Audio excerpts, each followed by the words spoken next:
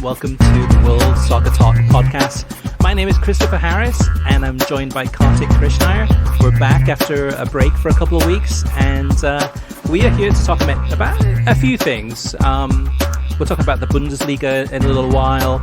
We will talk about ESPN Plus, and but first of all, let's start talking about MLS Season Pass. Kartik, I can't remember the last time I was so excited about a soccer streaming service. I think actually the last time might have been, and this is going to date me, it was Setanta I, which was a streaming service back in, the early 2000s. That was incredible at that time. But so far, at a high level, with MLS Season Pass, I'm really loving it. I'm sure we'll get into that in a little bit too. But what's your kind of 50,000-foot take on this one so far? It's pretty amazing. I don't. Yeah, maybe Setanta I, and then I think when I subscribed to the full Setanta and got the full channel, right, with all the ancillary programs, which, by the way, was the first time I had ever seen or heard of Rebecca Lowe. So I guess that was significant. That was really cool. Since then, I don't know. I mean, I thought maybe when Fubo launched and I was able to stream, this was before VIX had launched or any 2DNA Deportes product, to be able to stream Univision Deportes, which included watching MLS matches. Actually, that was probably what I used it mostly for, was that Friday night game in those days on Univision. That was kind of cool, but yeah, I mean, I think historically this is probably number one on my list. It's got all the bells and whistles. I mean, I don't have any actual complaints. So unfortunately, I know we're supposed to critique this thing, and I maybe we will, but it's the best thing I've seen ever to cover the sport, quite frankly. And I think if you're an American soccer fan and you haven't subscribed,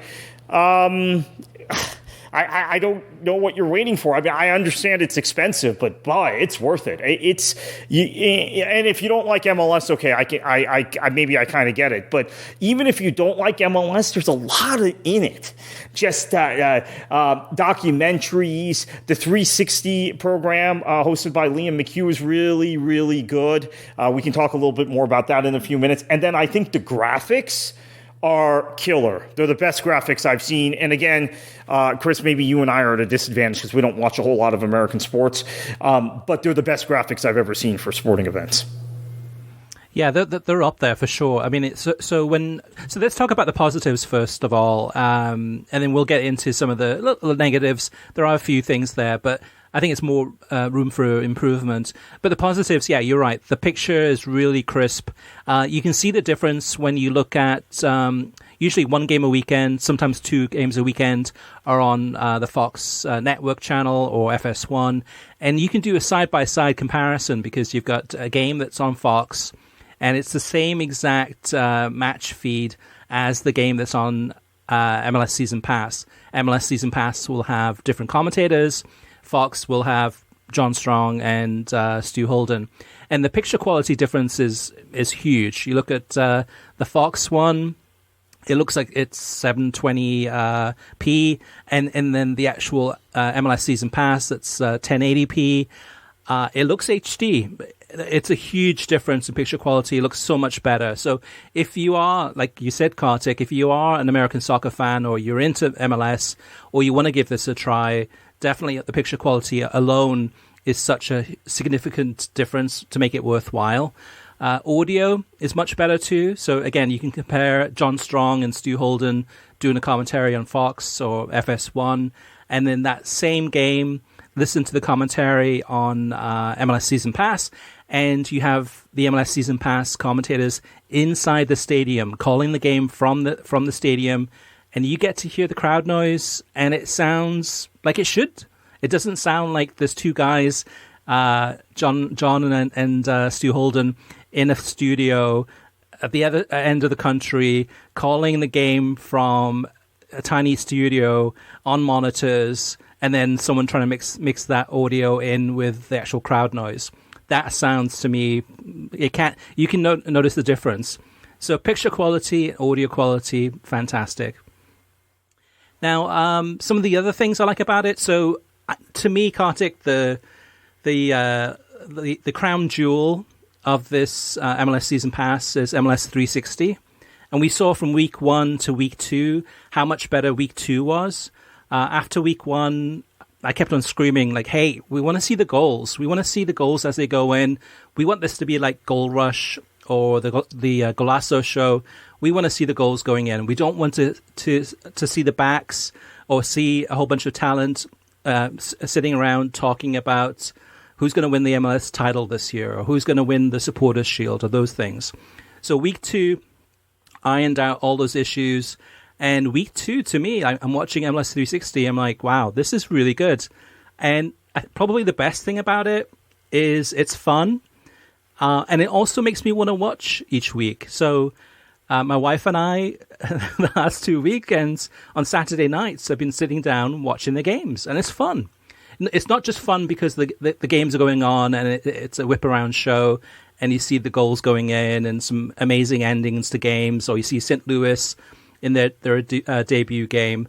But it's also fun because Liam McHugh does such a great job. I mean, he's really a natural on camera, and the talent of giving some good analysis. And then you get the commentators. You got, whether it's, I don't know, Eric Krakauer or Keith Costigan, or all these people that we know really, really well. Some amazing goal calls. It's just a fun experience. It's 5 hours long, Kartik, though, right? It starts usually about 7:15 or so Eastern time and goes until after midnight. So if you want to, you could watch 5 hours of it. Usually I last about 3 to 4 hours. But even then, though, too, that's after a long day of watching Premier League matches or La Liga or Bundesliga or Championship during the daytime. I think for me, it's ideal to kind of just sit back, relax, have some fun, and watch that MLS 360 at nighttime on a Saturday night. I think it's probably one of the best things that MLS has ever done as far as coming up with this whole concept. Yeah, and it's something that they experimented with on Decision Day. I want to say in 2015, or was it 2014? With NBC? Well, no, with ESPN, with Max Bretos and Todd Grisham co-hosting. I don't know if you remember that they did. Yeah. So that was that was actually, I thought, well done, well executed, and then they never came back to it, which was actually really a letdown. So on MLS 360, I'm of kind of. It may be a slight disagreement here. I don't like on the Premier League goal rush when a goal has already happened, because we're all kind of connected these days, and you get goal alerts and this stuff that a goal has already happened in a Premier League match, and then Goal Rush will switch to it and show you kind of not live. So week 1 of MLS 360, Liam was kind of saying, "Oh, we have a goal in Charlotte." Well, Charlotte wasn't at home that week, but you know what I mean, right? We have a goal somewhere, And it didn't bother me. I know it bothered other people. And then this week they were kind of crisper with kind of going out for the goals, not telling you there was a goal in advance. Liam McHugh's a natural. I knew it when they hired him, right? We watched him for years as kind of the fill-in on Premier League broadcasts. I've seen him do some other sports as well. So a guy who knows soccer. I didn't know if he knew MLS, right? I knew he knew, obviously, the Premier League, but fit in naturally. I think... I'm partial to Bradley Wright Phillips, right? It came through Manchester City's academy. I think just great MLS all-timer. He's good. He's really good. Yeah, he's gotten better just from week 1 to week 2. So Kaylin Kyle's very good. That we knew already. So, and by the way, she was good when she started with One Soccer, and her husband was actually playing for a team that I was the press officer for. So I was always getting updates from him. How's she doing? How's she fitting in? Switching from playing to media. She was a natural from the get-go. So perfect person to have on camera. Really kind of. Understands the nitty-gritty of this stuff. Now, the question for me, Chris, though, is MLS 360 is so good that why, unless you have a rooting interest, and I know you have a rooting interest in an MLS club, I don't, why would you watch a game? Well, it's a good question. So I have experimented with this a little bit. So if I have a rooting interest, it's just because of Inter Miami, because I used to live near there. So I know more about that club than I do other clubs in MLS. They're not, you mean, my team, but I have a rooting interest. If they lose, it's no big deal. If they win, that's cool. But I have more knowledge about them. So week one, I think what I did was actually I just hopped around. So I watched MLS 360. It would go to a commercial, and then I would go to a game. So I'd watch maybe Inter Miami's game for a couple of minutes, and then listen to the radio broadcast too and see how that sounded. And then I'd come back to MLS 360. And if MLS 360 got a little bit boring or it just wasn't as enticing, I would go to maybe Austin FC and see what the crowd atmosphere was like there. But then I'd come back again to MLS 360.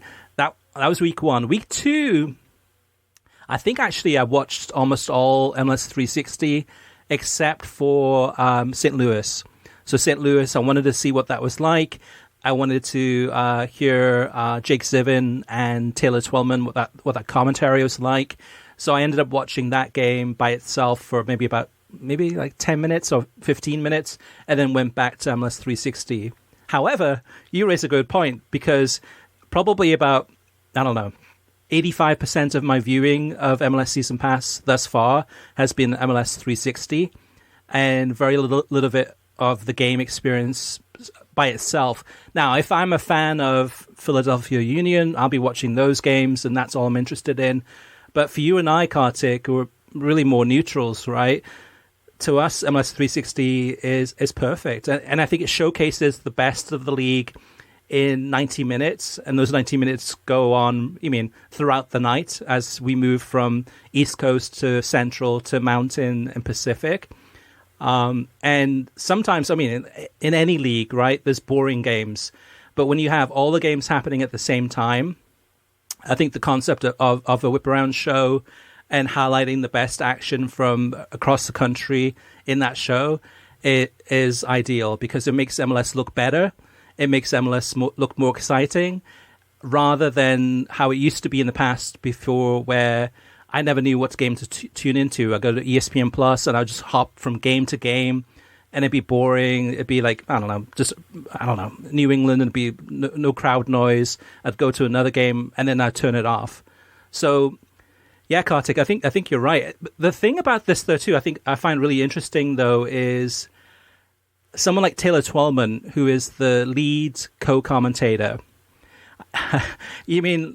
That's a big deal, right, to be a lead co-commentator. But, if most of the people are going to be watching MLS 360, maybe he should be there as kind of a rotating analyst. That's to me at least, that is the best show on MLS Season Pass. In some ways, the commentators are not being cast aside, but they're kind of diluted their actual kind of relevance or importance, because all the games are happening at the same time. But again, I think that's a decision that maybe as they get further along, they'll make, because the first week, LAFC versus the Galaxy was postponed. That was the game Zivin and Twellman were assigned to. And so they had the opportunity to bring Twellman into the MLS 360 studio week one. I don't think they did it because of the chemistry angle that they were trying to develop with the four, and probably had gone through reps after reps after reps to prepare for the season. This is how broadcasting is. Before that first match, you prepare and prepare and do these kind of, it's like training, right? It's like training for a football club. So I think that they didn't want to pull someone out and bring Twellman in for week one. Now, I'm thinking later in the season, they might do it because it's later in the season and maybe you then create a rotation. Yeah, it's all subject to change, because even week one, they brought Twellman in maybe halfway through that MLS 360 and had him on the set for maybe 45 minutes. And when he was on, it was so much better, really, because the energy levels picked up and he was kind of asking questions, and it definitely made a huge difference. It definitely was much better with him there. However, yeah, in the future, maybe too, it might rotate a little bit. You might see, who knows, you might see some of those guys that are on the talent on that MLS 360 do some co-commentating. That's quite possible. I'd love to see. I'm going to put my word in right now for speaking of a club I used to be a press officer for. I'd love to see Lloyd Sam in there. I'd love to see him on that, and I could see him in BWP, and they played together.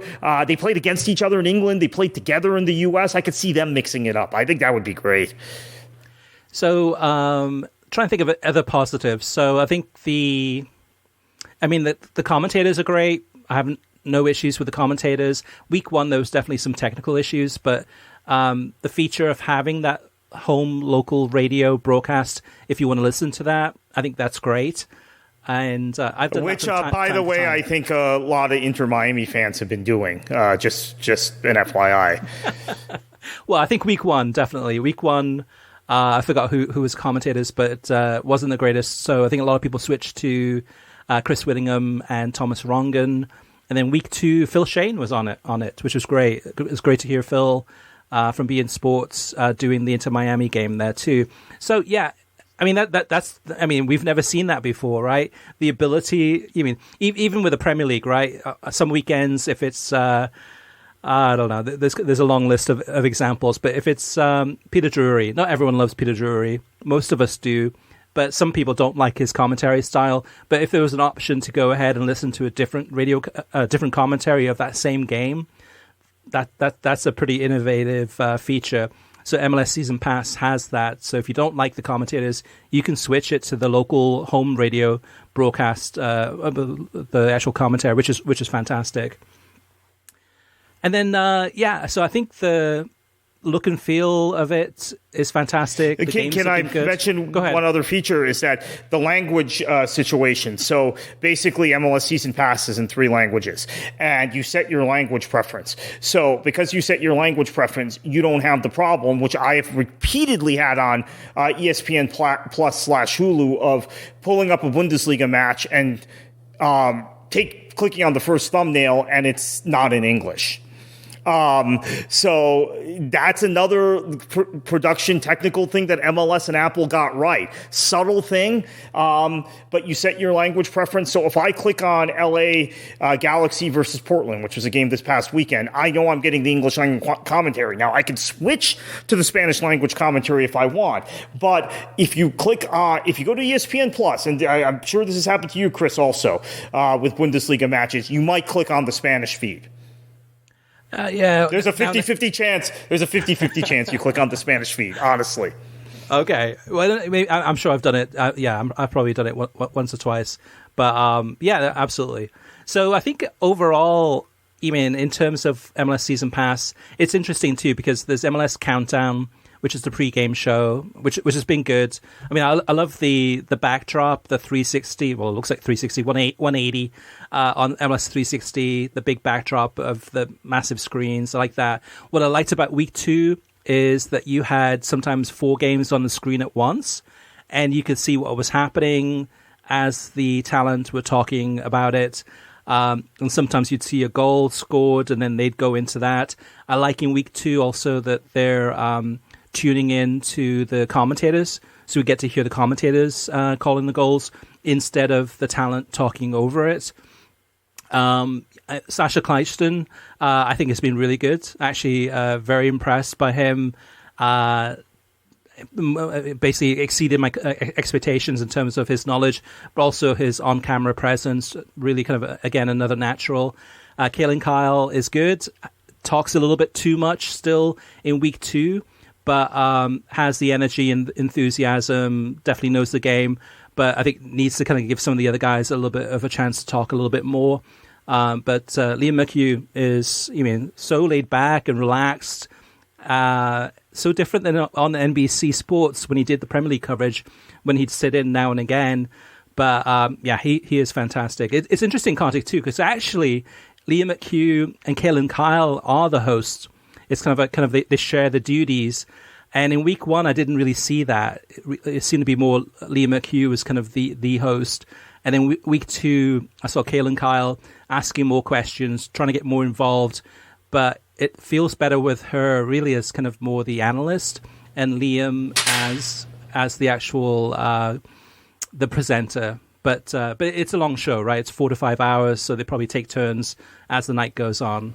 Yeah, and he's pretty opinionated for a presenter. Although I think that's kind of the new direction, right? We had that conversation with Rebecca Lowe. You and I did in Orlando at the Fan Fest, right? That there's now, there's always been kind of a line presenters don't cross, but she's got the lowdown with NBC Sports, and obviously her former colleague Lee McHugh has taken it to another level, with basically giving some opinions and commentary in the MLS 360 studio. I think that's also the byproduct of a 5-hour show.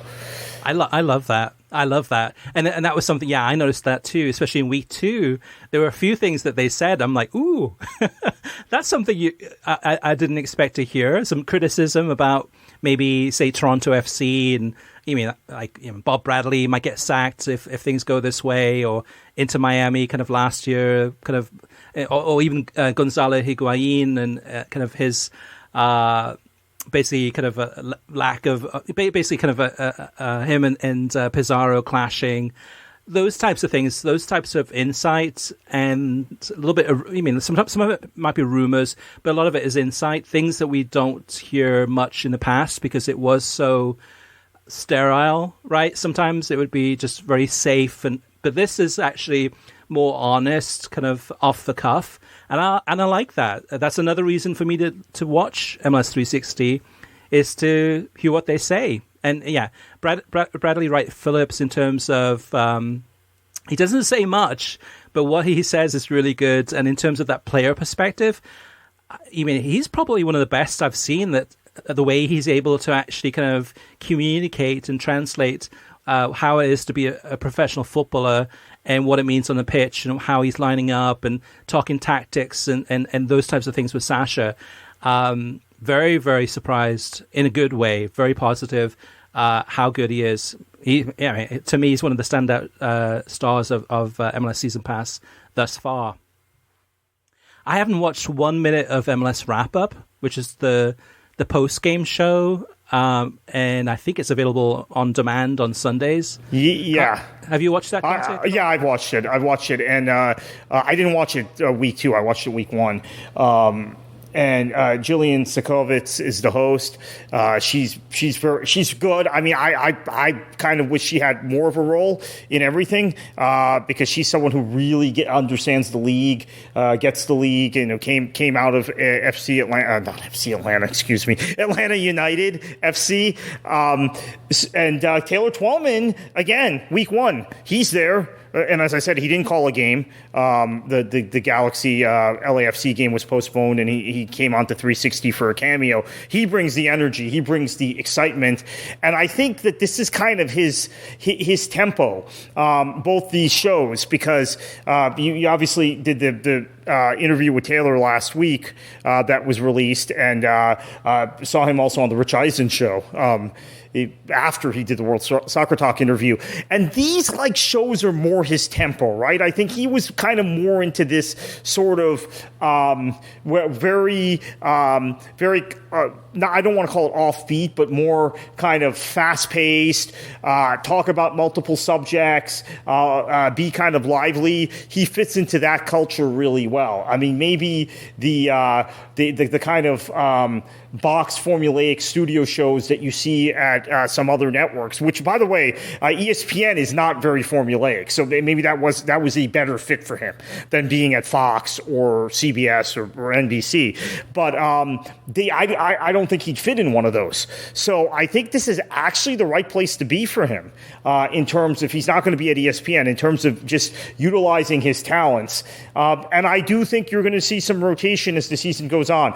So MLS Wrap-Up, really good, really opinionated about week 1, although I have to say that this is the case I mean, you turn on NBC after week one and extreme takes also about the Premier League. And remember, Everton beat Spurs in the first match last year. And was that last season? Maybe. And no, that was 2 seasons ago. And everybody was overreacting to it. And even Sky, right? I mean, they wanted Ten Hag out after 2 weeks this season. But so that was the thing. I want to watch how wrap-up evolves because I haven't watched it week 2 yet. Week 1, I watched it right when it got released on Sunday because Saturday I was tied up and not able to do anything soccer-wise that day. And I have to say it was like there were some hot takes, and that's something that I think is just a byproduct of being the first week of the season. Yeah, the wrap-up, I think, in many ways gets lost because I believe it happens right after the games end on Saturday night, but it's late at night. Because there's so many games, they go on till after midnight. So I'm not going to watch it. I've watched probably, 4 hours of MLS 360, as well as who knows how many hours earlier in the day watching the Bundesliga and Premier League and La Liga and Serie A and etc. So I'm not watching it late Saturday night. And then on Sunday, I'm like, okay, as soon as Sunday morning happens, 9 o'clock in the morning, off we go. We've got Serie A, Bundesliga. Let me ask you, though, do you want to keep watching those leagues? I mean, is it? Yeah. I mean, you can only spend a certain number of hours watching soccer. Okay, right, maybe you can watch more than I can. I don't know, just based on family considerations, right? So, do you prioritize now because Apple is this good and MLS is this competitive, and it's the most competitive and compelling first division in the English-speaking world? At least this season, it is. Premier League is kind of off. Do you prioritize watching it over watching the Premier League? I wouldn't prioritize it over watching the Bundesliga. We got a title race this year. But do you maybe prioritize it over La Liga? Because the coverage is that much better. Right. Well, I think I'm a little bit different in that I'll probably try to watch as much as possible because it's my job, right? And it's kind of it's 7 days a week. But so I'm watching it for work. But I'm saying if you're a fan, like, let's say you're just a random person. Yeah. I mean, I can say it personally too. I mean, so watching MLS Season Pass on a Saturday night for me now is appointment viewing. So where it wasn't in the past before, where it was like, hey, what game is on Saturday night? Okay, I don't know much about these teams, or maybe I'll watch Liga MX, or maybe I'll just watch Netflix. But now as a fan and as a podcaster and as a writer and publisher, I'm watching Saturday night because it's a fun experience, and even if I don't write about it, it's good to stay on top of it and to watch the games. But in terms of to the detriment of any other leagues, I'm probably watching less in the afternoon. So I'll probably watch less Serie A 2:45 kickoff or La Liga 2:45 kickoff or 3 p.m. kickoff. But I'm still watching Bundesliga, still watching Premier League, still watching Championship or Serie A if it's an early game that's a really important game. So I'm probably the La Liga is probably suffering more because of this. But then again, La Liga, for the most part, for me, this season hasn't been that captivating. I will push back on you, Kartik. I think the Premier League this season is very intriguing in terms of the top, middle. Really? I mean, basically throughout the entire table. Yeah, you look at the relegation battle in terms of how tight it is. That I go with. The relegation battle is epic this year. Maybe the best we've seen.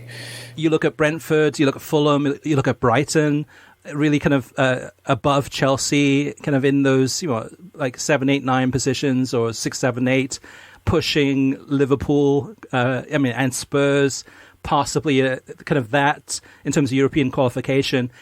And the title race. I mean, it's been fantastic to see Arsenal, going for it. Yes, 5 points ahead, but Man City not having the greatest season, but what's going to happen with City? Do they go on? I know you don't think so, but perhaps maybe City will give a run for its money, or Arsenal slip up. So I think from top to bottom, it's been exciting. It's been there haven't been a lot of dead rubbers. I'll give you that. Although I think what you might see is Liverpool is coming, Newcastle slipping, Spurs slipping. You know who the top four is going to be, probably. Let's be honest about it. What order? Okay, we can quarrel about that, but it's going to be Arsenal, City, United, Liverpool. That's the top four. That I agree with you. So the other question that comes out of this is the Premier League has talked, and we thought maybe in the next TV deal we might see it, an 8 p.m. local time kickoff in the UK. Now, if that were to happen, that would be, and we've seen a few matches actually scheduled at that time now, more than ever in the past. They never had those kickoffs. That would be a kickoff potentially impacted the way you're talking about La Liga and Serie A, and I agree on that. I think that's probably, even for me, even though, again, I'm paid to watch this stuff, there's burnout, so I'm probably going to go 7 a.m. to 2 my time, Bundesliga, Premier League, if there's some La Liga or Serie A on, and then take a break, and that break is going to coincide with the best matches in Spain and Italy. It's just natural, human nature.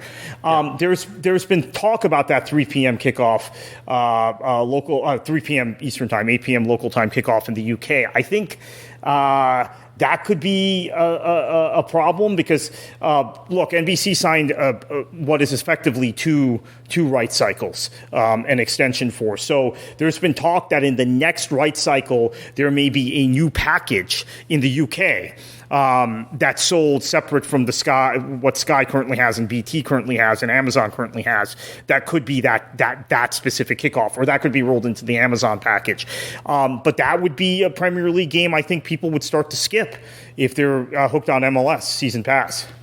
Yeah, so far, I mean, those 3 p.m. kickoffs that we have had have not been kind of top draw games, right? It's been Crystal Palace against Liverpool, which is fine. I mean, the two good teams, definitely, but hasn't been like Manchester Derby or was there an Arsenal game? I want to say there was an Arsenal Forest or somebody like that at 3. Maybe.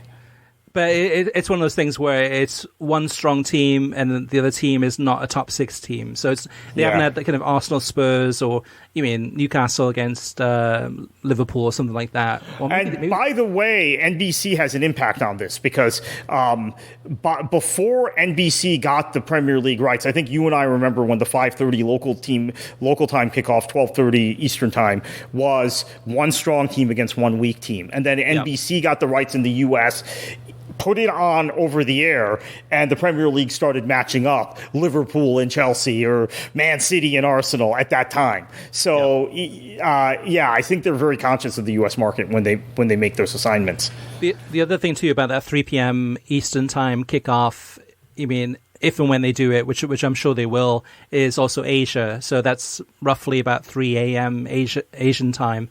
So not a good fit. I mean, that 12:30 kickoff, well, actually, that one's probably not a good one. Well, 12:30 is not too bad, but the 10 a.m. is ideal in terms of kind of 10 p.m. in Asia roughly. But going back to MLS Season Pass though too, I mean that just shows how impressive it has been thus far. Is that we're starting to kind of question our viewing habits and whether those should change or not, and that's huge because. I mean, I think everyone knows I'm not the biggest MLS fan. Yes, I've watched the league for many, many years, and it's been kind of a roller coaster ride. Some years, good years, others kind of like really disappointing or just really frustrating. But overall, I'm watching more MLS than in the last 2 weeks than I have in a very, very long time. And I think it's smart moves by Apple, but also smart moves by MLS in terms of really kind of figuring out a time to show games, because in the past, before, you'd always have games competing at maybe the same time as a Premier League game or same time as an NFL game or baseball or all sorts of different sports, all sorts of different times. And now they've carved out that Saturday night window from 7:30 local time, no matter where you live in the United States, for those games. No blackouts, getting rid of the regional sports networks, and no competition against NFL, and very little competition against other leagues. And it's on streaming too. So even if there is the Little League World Series happening, the games on MLS Season Pass are not going to get bumped, right? If they say it's going to start around 7:30, it will start around 7:30. It's not going to get delayed until 8 o'clock or 8:30 because of some basketball game or something else going on. So those are huge achievements for MLS. And so far, yeah, I'm loving it. Yeah, that's fantastic news because, look, this is something that has been a bugaboo for soccer fans for years, these delays. And I haven't been paying too much close attention to American sports, so I didn't realize how bad it's gotten until the last 2 weeks with the University of Miami basketball team. These games have all been on ESPN. The last 2 minutes of some of these games, including the game the other day where we clinched the ACC title against Pitt, the last 2 minutes take a half hour, and it bleeds into the next programming window. And then there was a game last week that involved Miami that it bled into the programming window, the previous game, and then I had to get on ESPN, the app, and then it almost went to halftime on the app. I mean, it's crazy how they schedule the windows on ESPN networks in particular. And so soccer always got the short end of the stick with that stuff. And people would complain about it, and I would say, hey, you just have to take it because we want to be on ESPN. Well, maybe those people were right and I was wrong. Maybe it is better to be off on your own in another ecosystem, which is the Apple ecosystem, and not have to worry about that stuff. Yeah, in that regard it is, right? Where you are in control of your broadcasts. You're in control of everything, your windows. It's not broadcasters dictating you have to play this game at this particular time because it's the only window that we have available to show your game on ABC or on you mean Fox or whatever it is. So MLS is in control of the whole situation, and they've done a good job. Really, really good job. I've been really, really impressed. In terms of some of the issues, some of the negatives, there's a few things. I mean, hopefully some of these things will be fixed in short order. The biggest one for me is just Android still. And I mean, I think it's about 45% of people in the United States have Androids, about 55% for iPhone. So to watch the games, there's no app on Android, so you have to watch through your browser. However, the bigger issue about this is that the default setting within MLS Season Pass is that it'll show spoilers. It will show the results of games happening. And if you have an Android phone and if you have an Apple device, if you have a Apple TV or you have iPhone or iPad, or if you have a Roku, or if you have Amazon Fire, you can go into the settings and switch off the show sports scores, turn that off, toggle it off, and then you won't see those spoilers. However, if you have an Android phone and you go into the browser settings within Apple TV to try to find where you can switch off show sports scores, it doesn't exist. So for Android people who don't have a Roku, who don't have an Amazon Fire, who are watching games on a browser because the app isn't available on Android devices, thanks Apple, there's no way to turn off the spoilers. That's not good. And that's great advice for me because I've complained about that already, and I've heard complaints about that already in terms of the Apple devices and aforementioned University of Miami basketball team. It drives me nuts because I'm into, with the college basketball, watching a game plausibly live and fast forwarding through parts of it because there's so many commercials. That comes from being a soccer person. And I'll be on Apple TV watching something else, and the score will pop up for me because it knows it's my favorite team. It's terrible. Like you're on your iPad and when you see the score without even accessing the game, and it happened with MLS the first 2 weeks with me. So thank you. That's a great pro tip. The other thing, and I think this is, well, I'll let the listeners decide this one, whether it's a intended consequence or a unintended consequence. But as of right now, if you try installing the Apple TV app on your device, if it's an Apple device, you have to make sure you have the latest version of the app. You have to make sure that you have the latest version of iOS for either your computer or for your phone. And you have to make sure the Apple TV app is the latest version too. See, all the latest versions. Now, if you have an older iPad, some of them, it doesn't work. So even if you subscribe to MLS Season Pass, it's not going to work on that iPad because you might not be able to upgrade to the latest version of iOS on that iPad. So if you only want to watch on that iPad and it's an older iPad, you either have to go to a different device and watch it on a different device, or go ahead and replace that iPad with one of the new iPads, paying Apple who knows how much money to be able to get the latest version of the iOS so you can watch MLS Season Pass on there. Now, you look at this deal, which is a 10-year deal, and you imagine, you know how often Apple updates their operating system on phones and computers. And as they add new enhancements and as they make new changes to MLS Season Pass, I'm sure that there will be future versions of MLS Season Pass where you have to, again, upgrade the iOS to the latest version as well as the app, making sure that all these are updated. And some of us with older Apple devices are going to get stuck again.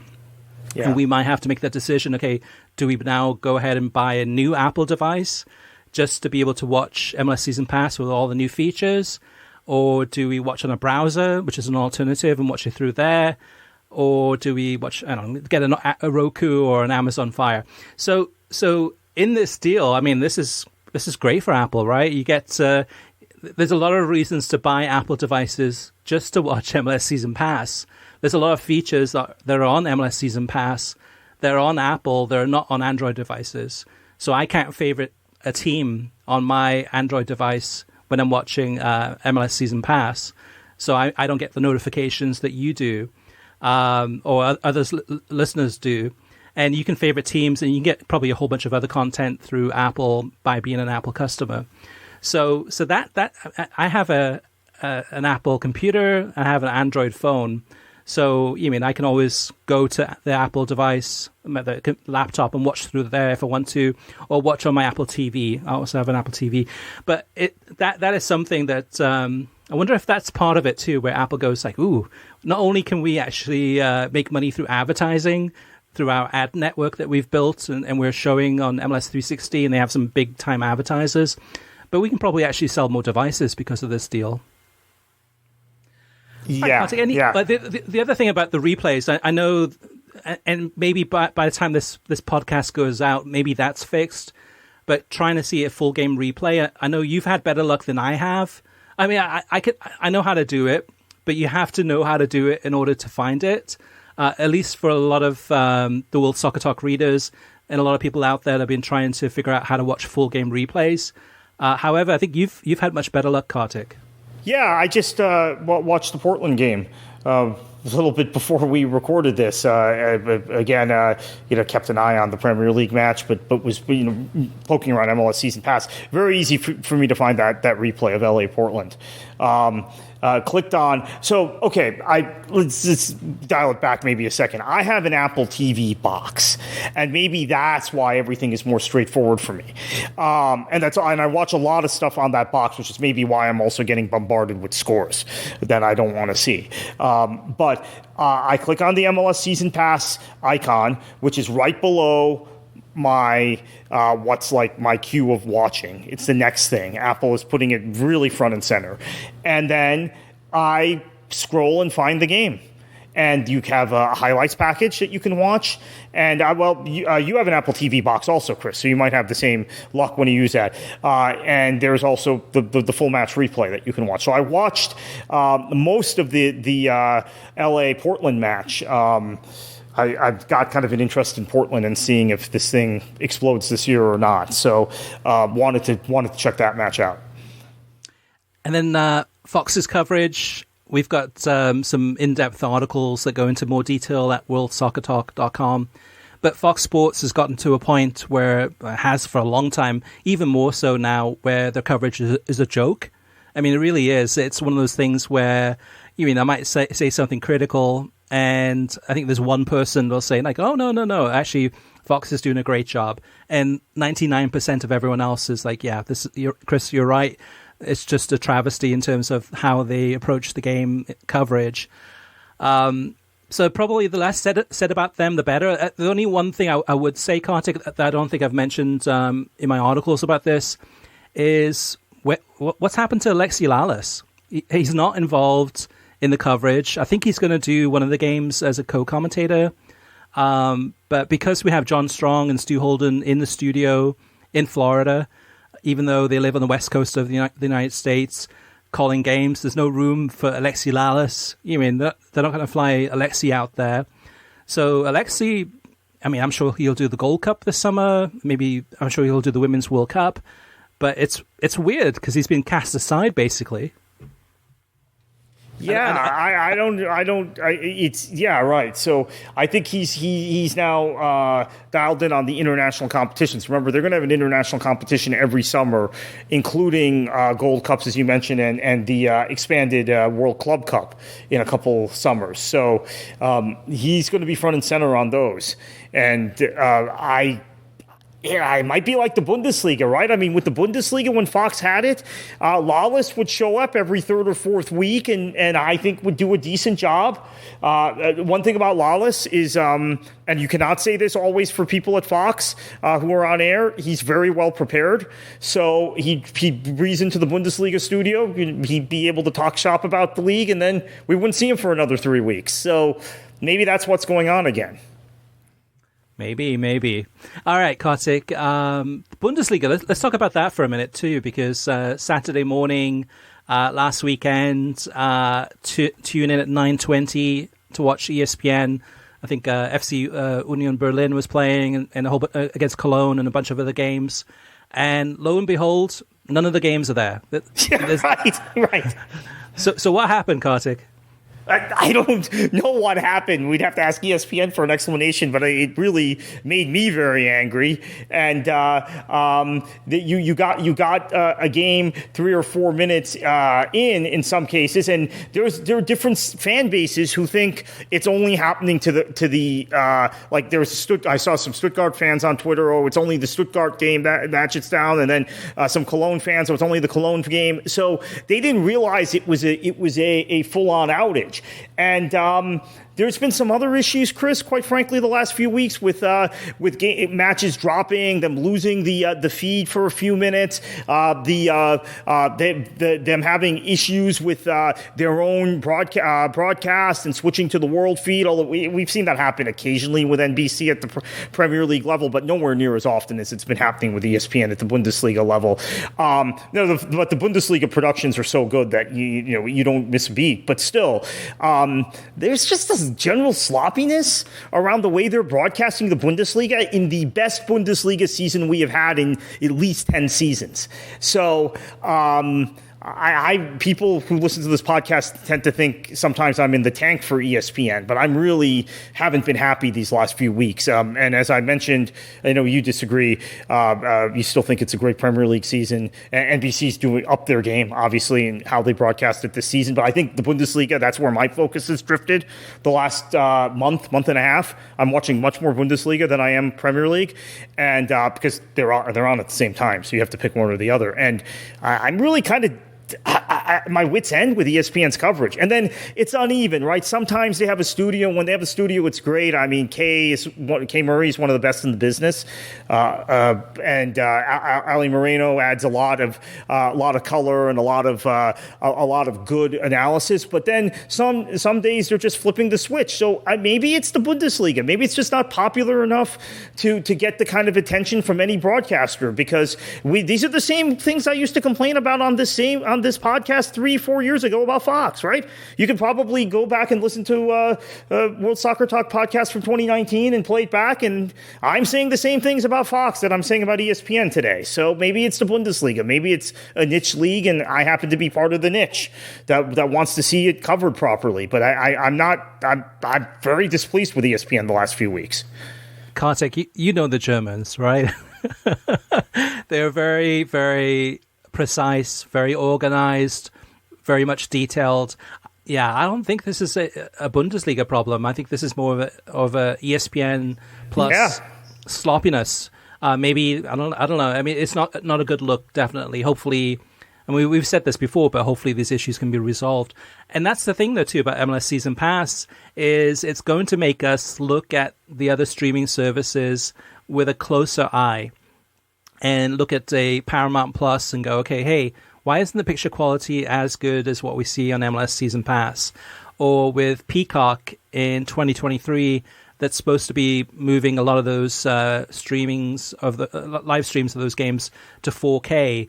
How is that picture quality in comparison to MLS Season Pass? Or how is Goal Rush in comparison to MLS 360? So on and so forth. So I think that's a good thing, though. I think that's competition is always good. Hopefully, it'll get the rest to step up their game.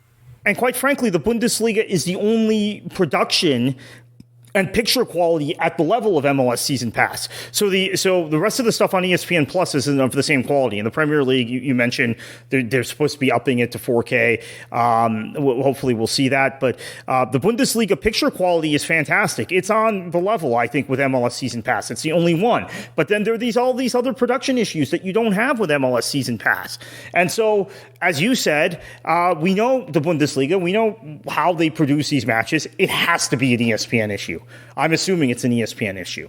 Yeah, imagine if the Bundesliga in a couple of years went to Apple. Would Apple have the same streaming issues that the Bundesliga has on ESPN Plus? And with MLS Season Pass thus far, in terms of there's been no buffering or outages or things like that. Yeah, there were some audio issues in the first week, but week 2 is pretty much flawless.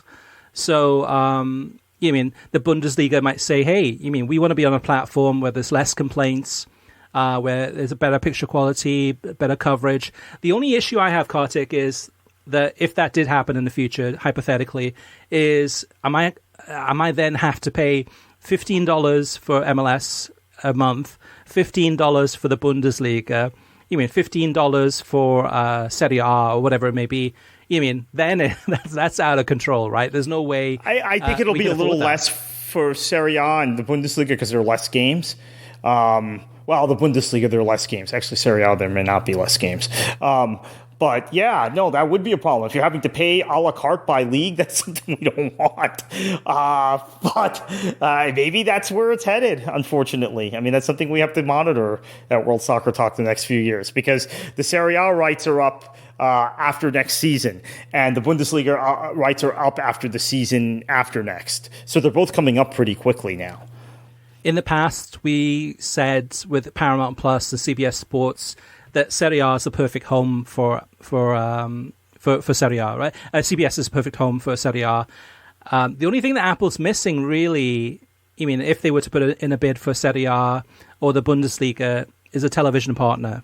Because Apple doesn't have a kind of a linear television deal. So the league may, just like MLS, may say, hey, well, we'll do a deal with whoever to broadcast the games on television, maybe now and again, but all the games are available on streaming. So, yeah, watch this space, because that could be something to keep an eye on. All right, let's move on to the mailbag. And first up is Nathan. He wants to talk to us about MLS. He says, thank you for the great segments on the new MLS Pass. You, Taylor Twellman, and Kaylin Kyle did a great job going over all the positive aspects of the deal and coverage. After watching the New England Revolution's season opener, it definitely looked better than past seasons over the air or on regional sports networks. And the commentary pair was inoffensive, even if I prefer a certain amount of homerism. All of that said, I think you missed one of the downsides, or at least the downside for people like me. It's great for a fan of the league. It is lousy for fans of a team. I have no interest in a whip-around show, minimal interest in pre- and post-game shows, and couldn't care less about 99% of games that don't involve the Revs.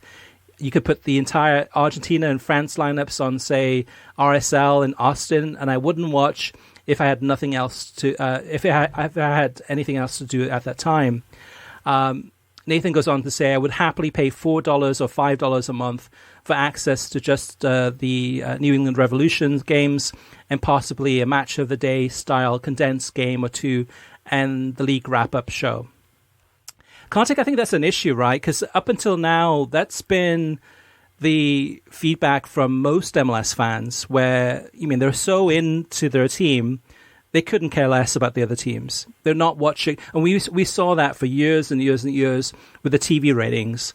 is we could tell that there weren't many MLS fans watching games that weren't their teams. They would watch their team, and that's about it.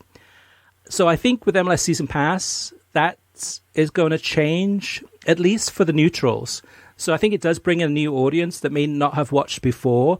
If you're a New England Revolution fan, you're probably going to those games, the Revs games, and you have a free subscription to MLS Season Pass through your season ticket.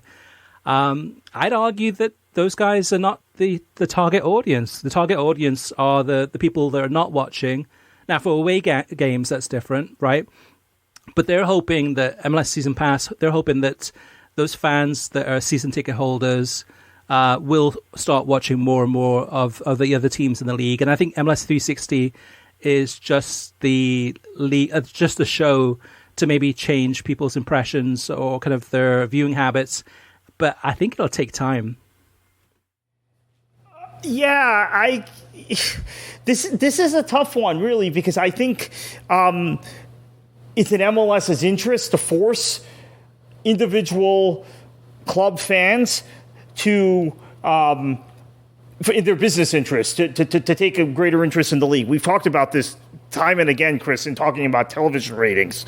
As MLS has expanded and gotten more and more fans in the door, and Atlanta and Charlotte and Nashville have been these home runs in terms of local interest, the ratings point, the meter has not changed for national television games in all of these years, in all the subsequent expansions. So it's in MLS's business interest.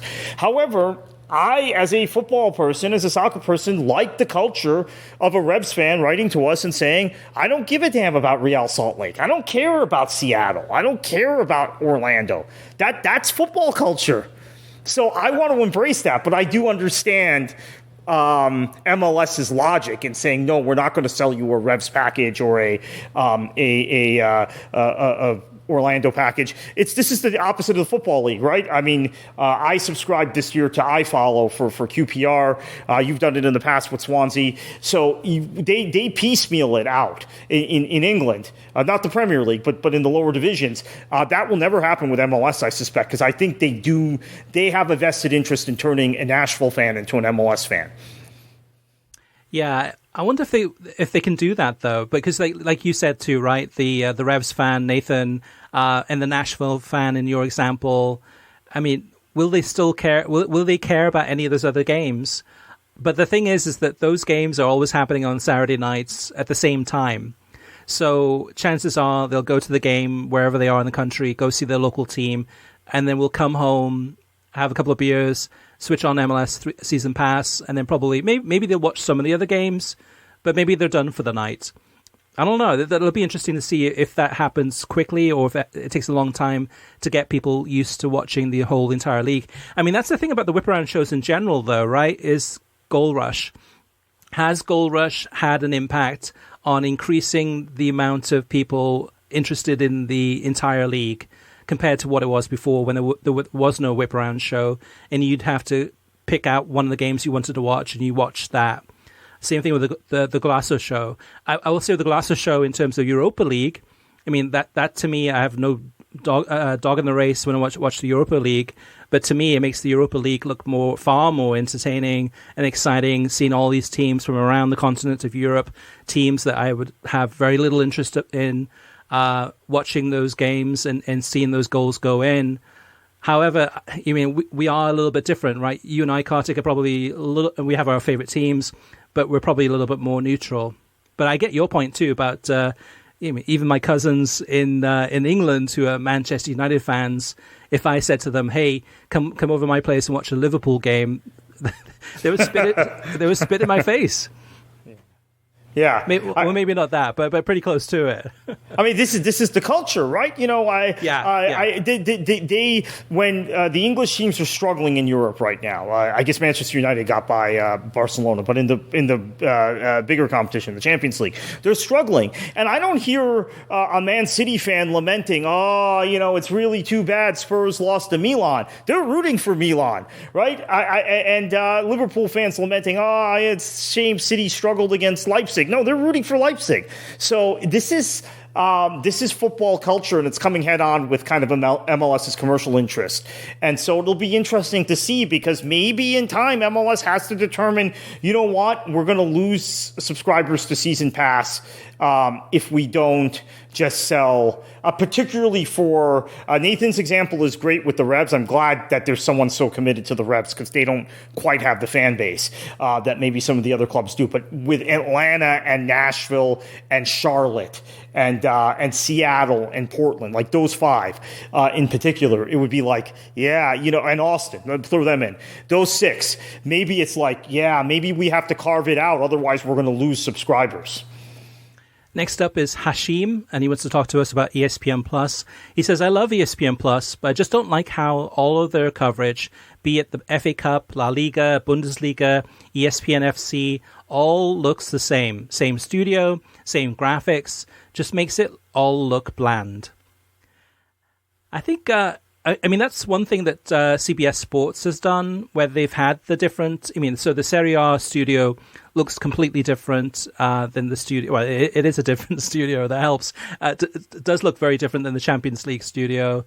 The Europa League looks different a little bit in terms of just the way, kind of the colors and the backdrop.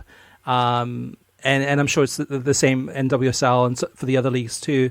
So at least when you tune into Paramount Plus, you see some differences. What about ESPN, Kartik? Do you think it looks bland? We've talked about this before on the podcast, where CBS has basically taken each product and created a distinctive feel for it. The CONCACAF coverage is very different than Champions League, which is very different than NWSL, which is very different than Serie A. And in fact, right, the personalities are different. There's not much overlap in who hosts these leagues. Whereas ESPN has kind of thrown all the eggs into one basket. Yeah, there are league specialists. Archie Rintut is not covering La Liga, right? Right. Jenna Soler is not covering the Bundesliga. But their studio people, they kind of mix and match. And this is an ESPN thing. So ESPN, even in how they covered college sports, used to be very specific in, okay, they had ACC announcers, they had SEC announcers specialize in one league, Pac-12, whatever. Now they're mixing and matching in college sports too. And they've started doing it in soccer, right?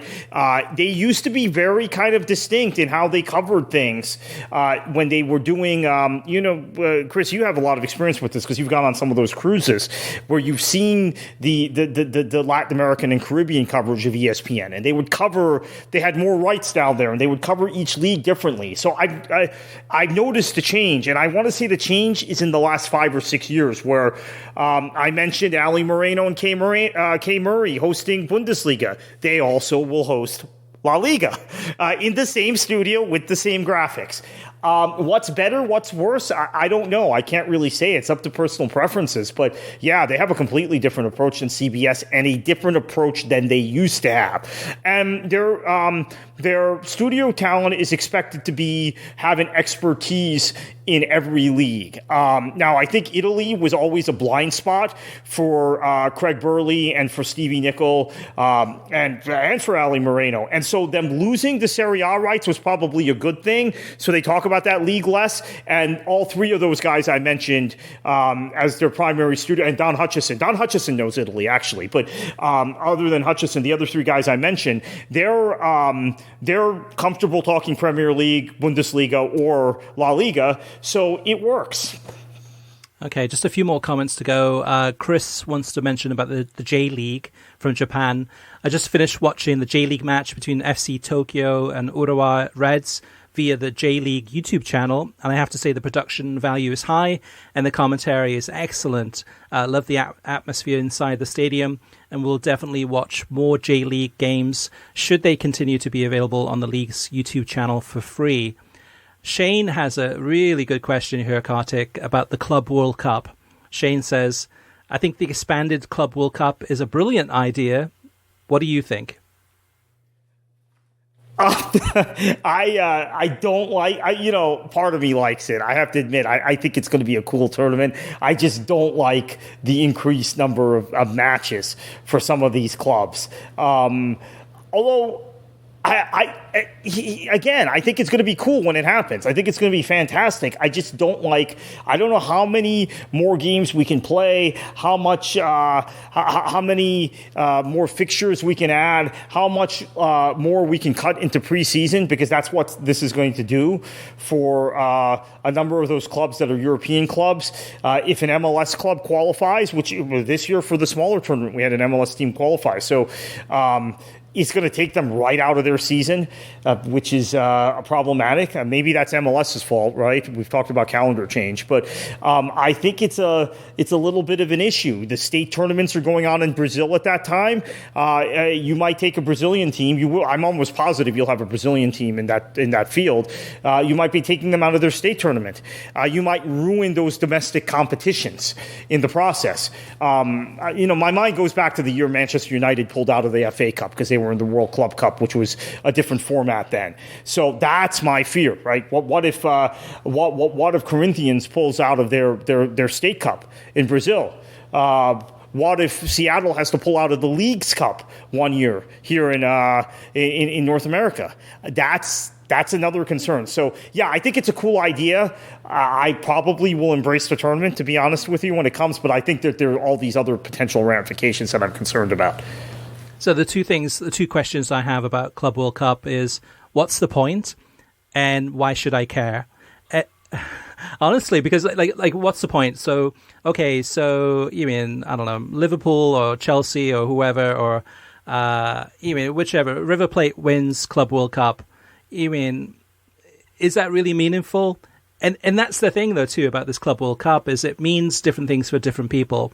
So in the past, in the 1970s, 1980s, and so on and so forth, there was the Toyota Cup, which was the competition between the winner in South America, I guess Copa Libertadores, versus the winner of the European Cup in Europe.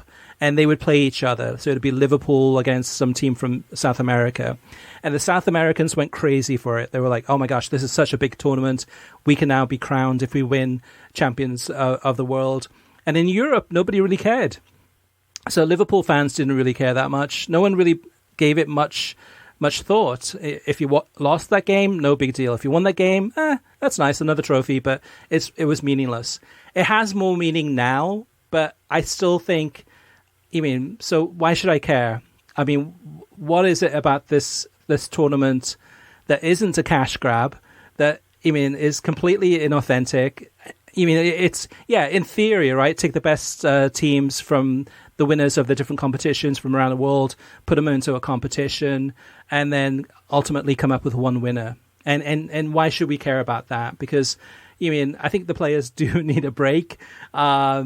And it is going to be a much bigger tournament. And yes, if you're a fan of Seattle Sounders, and you hope that they go all the way and play Real Madrid in a final of the Club World Cup and win it, that's fantastic. But really, if you're not a fan of Seattle Sounders, for the most part, nobody really cares that much about that tournament, at least for me. So that's what I think of that one. Two more to go. AFC Champions League. Ryan says, any chance you guys watch the AFC Champions League from Asia at all? This is a very physical, intense competition no one seems to talk about. Would love to hear more on the podcast. Ryan, I have watched a couple of games, but very little, because it's usually on, 7 o'clock or 9 o'clock in the morning, Eastern time. I've tuned in when I can, but haven't been captivated by it. But maybe Kartik, have you been turned on and entertained? A little bit. I've done the same thing. I've turned them. You go on they're on first thing in the morning, and there was no other live football, soccer on at that time. So I've done it. I've actually watched a fair number of matches. I think it's very physical, but it's not technical enough. And I think there's just an uneven level of matches, right? I don't think there's the consistency from match to match. There's some really good matches, but it's that's the thing. I think Copa Libertadores is really watchable because it's physical. It's much more physical than the UEFA Champions League. Yep. But then there's still those brilliant moments of technique that you really don't get in the AFC Champions League. Last but not least is Raymond. He wants to talk about Copa del Rey. I really liked ESPN's coverage of El Clasico in the Copa del Rey, the first leg. But there was one thing I didn't like, and that was in the opening minutes before the game. Madrid plays their song over the loudspeaker in the fan sing-along section. It's one of the most iconic European soccer songs. There is a great TikTok of Raul before a Champions League final, even singing it. And yet ESPN was talking all over it instead of showing the crowd. It's like talking over You'll Never Walk Alone at Anfield. You just don't do it. And I missed that one. So thanks for Raymond for pointing that out. But yeah, for me, same way too. That time is kind of sacred in many ways for fans. They want to hear those fans singing those songs. So the last thing I want to hear is people talking right over it. Right, and that's another production issue, and I think ESPN. The production for the Bundesliga matches is that you go because the production's handled by the Bundesliga and their production is top notch. You don't miss those moments. But Spain, it's a little different the way it's the matches are produced and how ESPN is interacting with the feed from the ground. And yeah, that's not good. That's terrible, actually. And to NBC's credit, from day one that they got the Premier League rights 10 years ago, it's going to be 10 years in August, their first broadcast. It's been over 10 years since they got the rights. They knew that. They knew that from the get-go. Don't do that.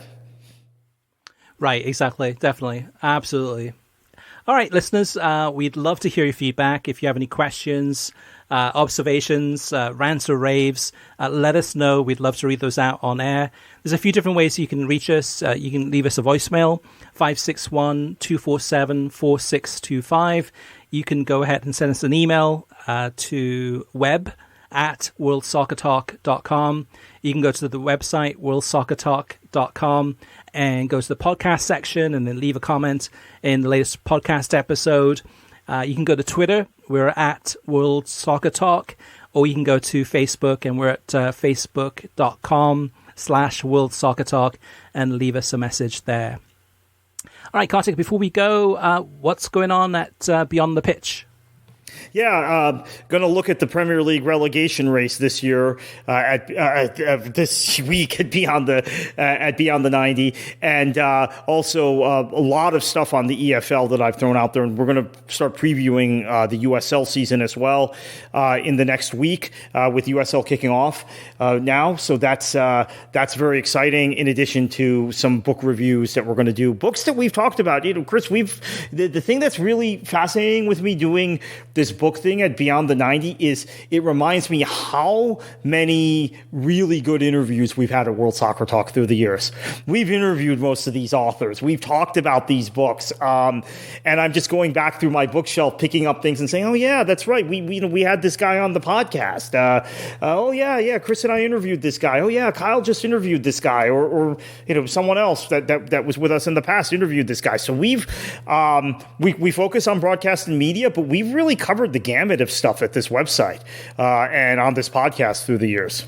Yeah, it's been a long time. We're now 18th year. Oh, gosh, and I have the gray hair to show for it. Kartik, so for the Substack, it's a paid subscription, but there are some free content. So where can people find Beyond the 90? Yeah, it's beyondthe90.substack.com. All right, listeners, thank you so much for tuning in. We will be back probably in a week or so. Thank you so much for your comments and feedback. We really appreciate it. It's really what drives the show.